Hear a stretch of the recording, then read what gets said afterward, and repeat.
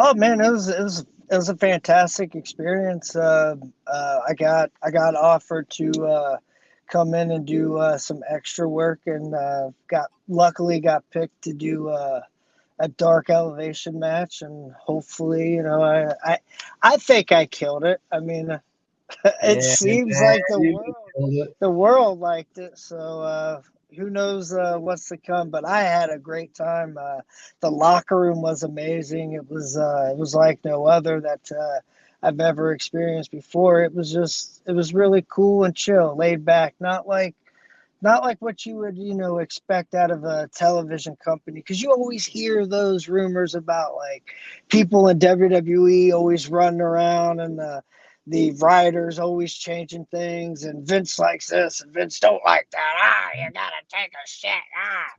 But whatever Vince is into those days. But it was not like that at all at AEW. It was a very chill, laid back environment. I felt, and it just made it welcoming. It made it more welcoming. I felt like, especially with me and the other people that were there to do extra work. It was a pretty cool time.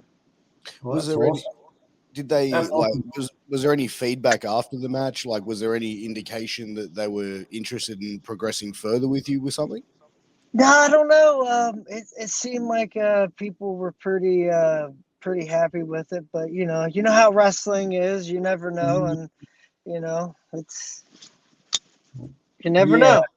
No, Yeah. well, it's actually really good to see. When I see someone that's actually been part of my past, and I see I've crossed paths with them before, I look at it and I go, man, I'm actually extremely proud to see you doing what you're doing, and actually getting paid your dues, and actually getting yourself some great support from the wrestling community, and making sure that you're getting booked elsewhere. So I love the fact that you're doing stuff. It's fantastic.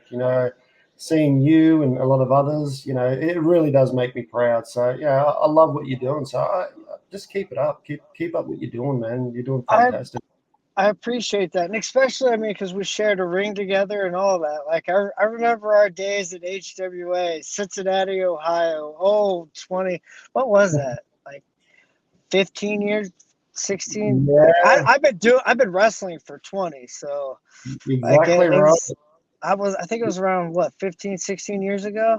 Yeah, yeah. Well, see, Pierce, these guys, or him and his brother, were equivalently to the actual velocities in this day and age. The way they move and whatnot, they were Yeah. more like the originals when it came to that high flying stuff and flips, and they were absolutely amazing. So damn easy to work with, and it was just, it, Kids. I was a kid and yeah. had no fear.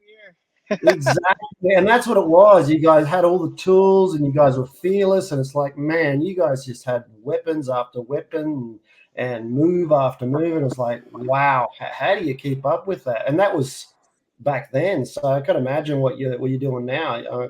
What you're doing now is actually like, you can see like just all this maturity and all this experience, and then you've got all these weapons that you can still do what you can. Especially at what age are we now, or what age are Uh, you now? 38, 38 years old. Yeah, Wow.